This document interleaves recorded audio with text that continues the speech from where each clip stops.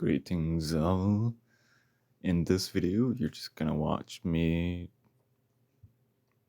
just messing around on my skateboard, watching some YouTube because I just wanted to be filmed and I thought I'm going to make a video about this as I am now talking.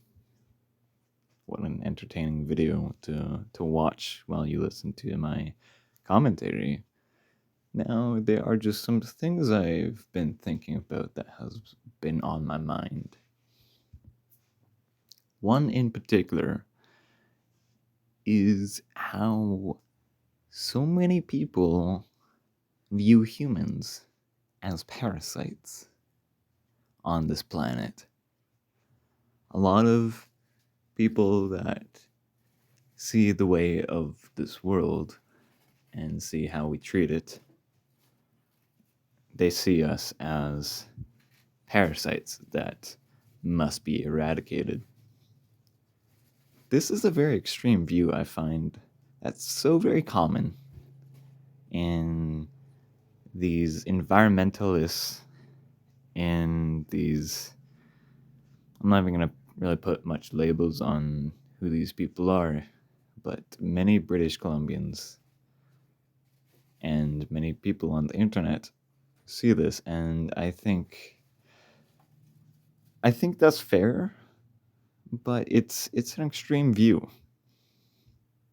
See, what are humans? Humans are made from nature, right? Everything that we do, you could technically say is natural because humans are natural. As if you believe in evolution, or you don't even need to believe in evolution, humans come from the environment. We are made from organic materials. You know, we have to eat organic materials to survive, right? Other animals, they create structures, they create technology. Just look at birds that create nests and use sticks. Look at, our closest ancestors. They used primitive form of culture and primitive forms of technology. So using technology in building things is a natural product of nature. Humans have just made that much more advanced. So everything that we do is natural. Even though we make a lot of inorganic materials, we are nature by partisan, and comparing us to a parasite, well, yeah, parasites are natural. What is the point am I trying to make here? I see humans as guardians of this earth, right? That's a very Christian view of humans are made to, that the earth is our domain and that we are supposed to dominate earth, dominate the creatures of earth, because it's our God-given right. I see it's a bit more nuanced than that. That humans have a huge responsibility with our technology and our brains and our culture to protect this earth, and we've done a very poor job of it. I think a lot of it has to do with our culture. Our culture is very European, and it's a byproduct of European colonialism, because Europeans, we started the Industrial Revolution, and we use this technology from that revolution to spread our ideas across the world, and we made the world a lot more interconnected. This is globalism. a shared global culture. And a lot of European cultures stemming from that industrial revolution created is spreading the idea or the practice of disconnecting ourselves from nature, thinking that we are something different from nature. And I think this is a great fault of our culture, that we are very disconnected, and I think that has largely contributed to our poor judgment of nature and our poor practice of taking care of it. You see, I live on a resort. I know, what a flex. And I see it all the time of guests that come here and they disrespect nature. They leave their trash, their bottles, their beer cans just thrown into the bush, onto the beach, without any disregard. You see, the era that we live in, many of us, we don't have a fixed connection to the landscape that we live on, right? It's so very easy to move from place to place, and we don't see the consequences of our actions, of what we do to the environment. You see, a lot of us, we spend our time indoors, away from the environment. We don't have a fixed connection to it, unless it is our hobby. The environmental hobby of, I like to go for nature walks, and I like to go camping, and dirt bike riding, and I like to go on hikes. That connects us to nature, but in a very transient way. It's it's a very good way, and we can't really afford to. Many of us can't afford to live in a place surrounded by nature and where we have much power or time to take care of our natural surroundings. You see the problem here, where we don't have a reason to take care of the environment. Thus, we don't have a connection to the environment. Therefore, it's not part of our mind. We don't think about it too much. And many people have a very distorted view of the environment, or they don't think about it at all, or they see it as constantly renewable, and they see it as economic profit, a way for exploitation. They see it as a way to benefit them. I think this is largely the reason why we take such poor care of the environment. What I'm not going to say that the Aboriginal culture is all good and that there's nothing wrong with it. But I'm going to say that I do respect the Aboriginal culture when it comes to their way of respecting the environment. They were very connected to the land that they lived on, and they knew the right practices to sustain it better than most Europeans. You see, if Europeans really listened to Aboriginal advice on how to take care of the land that they lived on, would the great dust bowl of the early 20th century happen? When during the Great Depression, when dust flew in the air and locusts were rampant, and that there wasn't much sustainable land to farm on. would that have happened if Europeans paid better attention to the crops that they were growing and proper farming practices? That if they talked to uh, the Aboriginal, the remaining Aboriginals, the ones that we did not completely kill off through genocide and disease, if they listened, would that great tragedy have happened? I don't think so, but I'm no scholar. I just read books. So take my word with a grain of salt. Now, how does this all tie into my whole view of us being a parasitic organism, and how I don't like that view?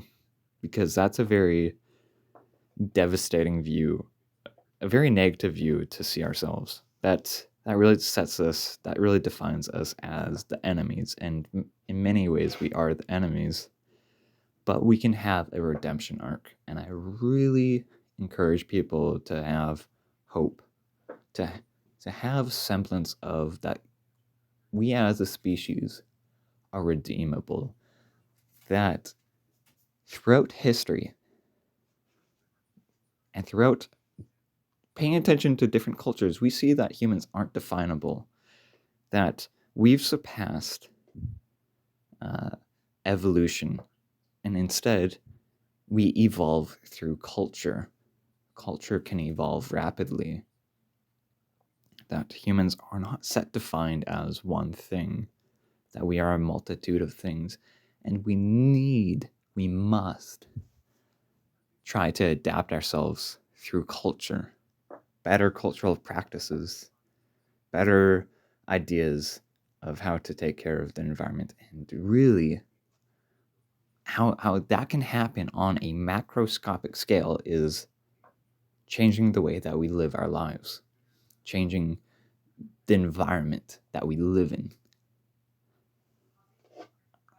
My mother is really into city planning, and that I bought her a book all about that, and she talked to me a bit about what she learned from that book, and it is very intriguing. And the idea that I really got from it is that we need to reshape human environments to be more, we need to take into account our biology, and we need to make environments more adapted to humans, not adapted to the way that we think we should work, but the way that we actually work. And we need to adapt our culture to the way that the human body is set up, through making it more playful, making it more environmentally friendly, making our culture take sleep into a better account through businesses and schools. We need to take into account the way our bodies set up and the way that we are designed. And I think that has a large thing to play in taking better care of the environment. Because what's congruent with taking care of our health is congruent with taking care of the environment most of the time. Because we see better farming practices, more sustainable farming practices that care about the animals and the plants, produces healthier food and healthier ecosystem and healthier bodies inside of us. It's all connected. You see? That's why I listen, and I can sympathize with people saying that we are a parasitic species. I don't like that view of ourselves. Now, this does play into the idea that humans are doomed. Time and time again, people say, yeah, like we even like we will even be around in 200 years. We're going to self-destruct ourselves. Where have I heard this before? Well, generation after generation, there's always been some looming threat that seems to just be around the corner to wipe us all out. And sure as hell, humans did almost get wiped out when a volcano exploded many, many years ago when we were still very primitive, and it blocked out the sun, and there was only a couple hundred humans left on Earth. That was a very close call, and if I didn't know what was going to happen to us, that would have been a very suspenseful story to pay attention to. And in the but more recently, we've been worried about the nuclear threat, and it still looms large. If it's not the nuclear threat, then we're worried about the plague, or we're worried about uh, whatever. We're worried about the what's it called in the Book of Revelations, uh, where only the holy